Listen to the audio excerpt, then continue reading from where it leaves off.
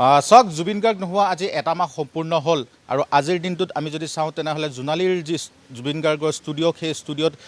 আয়োজন কৰা হৈছে এমহীয়া যি অনুষ্ঠান সেই অনুষ্ঠানৰ এই মুহূৰ্তত আমি আপোনালোকক দেখুৱাবলৈ চেষ্টা কৰিছোঁ যে জুবিন গাৰ্গৰ যিখিনি অনুৰাগী আছিল জুবিন গাৰ্গৰ পত্নীকে ধৰি পিতৃ আৰু যিখিনি পৰিয়ালৰ লোক তেওঁলোক আহি ইয়াত উপস্থিত হৈছেহি এই মুহূৰ্তত এইদৰেই তেওঁক শ্ৰদ্ধাঞ্জলি জ্ঞাপন কৰা হৈছে কাৰণ কায়িকভাৱে যদিও জুবিন গাৰ্গ আমাৰ মাজত নাই কিন্তু সকলোৰে মাজত কিন্তু জুবিন গাৰ্গ আজিৰ দিনটোতো আছে বুলি সকলোৱে ক'বলৈ বিচাৰে মই এই মুহূৰ্তত আপোনালোকক দেখুৱাবলৈ বিচাৰিছোঁ যিখিনি সাংস্কৃতিক কৰ্মী আছে বা যিসকল তেওঁৰ সতীৰ্থ এসময়ত বহু সময় তেওঁৰ সৈতে আছিল সেই সকলো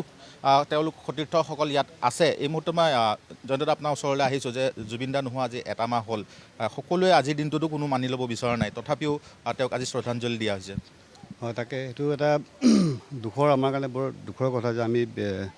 জুবিন দাৰ আমি আজি মাহেকীয়া পাতিবলগীয়া হৈছে গতিকে তেখেত নোহোৱাটোতো বহুত ডাঙৰ আমাৰ কাৰণে এটা দুখদায়ক কথা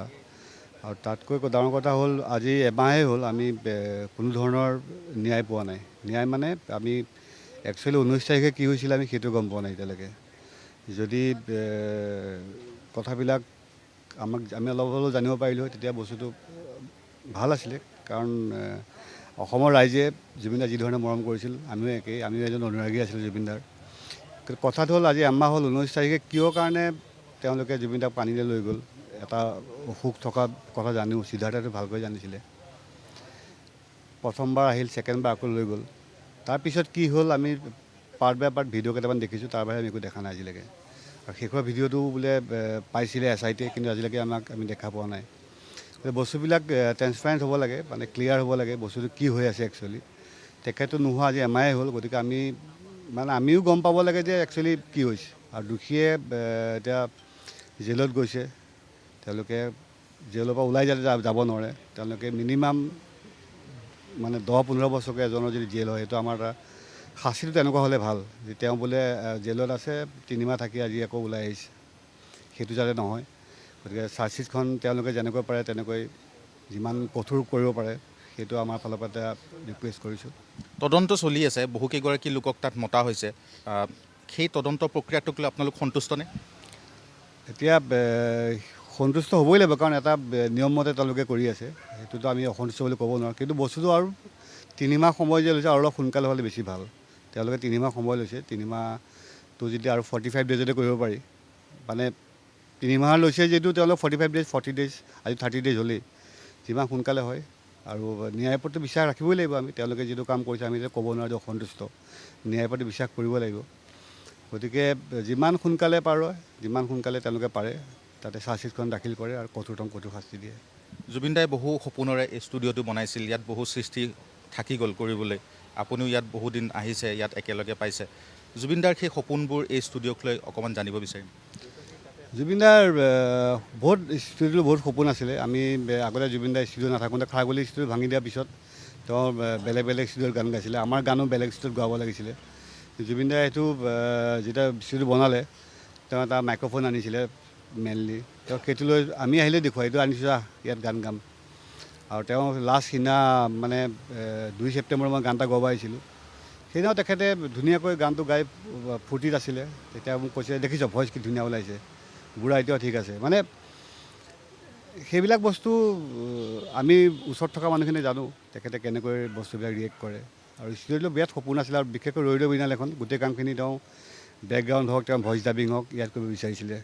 ষ্টুডিঅ'ত নিজৰ ষ্টুডিঅ'ত সেইটো হৈ নুঠিলে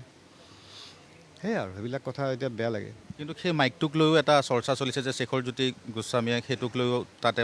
পইচাটো খেলি মেলি কৰিছে বুলি সেইটো ক'ব নোৱাৰিম কাৰণ বিলখন যিটো দেখিছোঁ তাত 16 লাখ টকা বিল এখন আছে বিলখন ক'ৰ পৰা গৈছে হয়তো দাদাৰ একাউণ্টৰ পৰা গৈছে ক'ৰ পৰা গৈছে সেইটোত আমি মই একচুৱেলি নাজানো ডিটেইলছত কাৰণ তেওঁলোকে এইটো আনিছে যিহেতু মই নাজানিম এইটো কথা নিশ্চয়কৈ এই মুহূৰ্তত আপোনালোকক পৰিৱেশটো দেখুৱাবলৈ চেষ্টা কৰিছোঁ মোৰ সতীৰ্থ প্ৰদীপ দাসে আপোনালোকক দেখুৱাব যে যিহেতু জুবিন গাৰ্গৰ পত্নীকে ধৰি তেওঁৰ পৰিয়ালৰ লোক ভিতৰত আছে আৰু তেওঁলোকৰ যি এমহীয়া যি নীতি নিয়ম সেইসমূহ তাত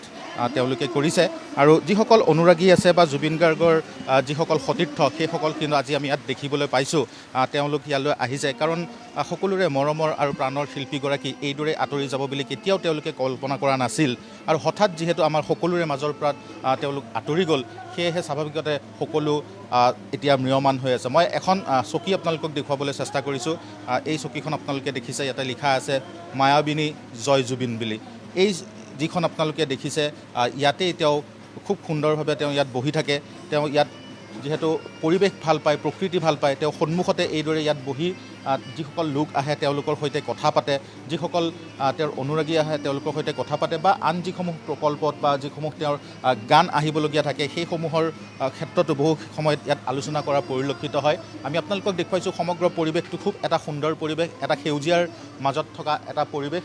আৰু জুবিনদাই যিহেতু নিজেই সেউজীয়া ভাল পাইছিল প্ৰকৃতি ভাল পাইছিল জীৱ জন্তু ভাল পাইছিল সেয়েহে তেওঁৰ এই ষ্টুডিঅ'টো তেওঁ ঠিক সেইদৰেই তেওঁ প্ৰস্তুত কৰি লৈছিল আজি জুবিনদা নাই কিন্তু জুবিনদাৰ যিসমূহ সৃষ্টি বা জুবিনদাৰ যিসমূহ অনুৰাগী সেইসমূহ সদায় থাকিব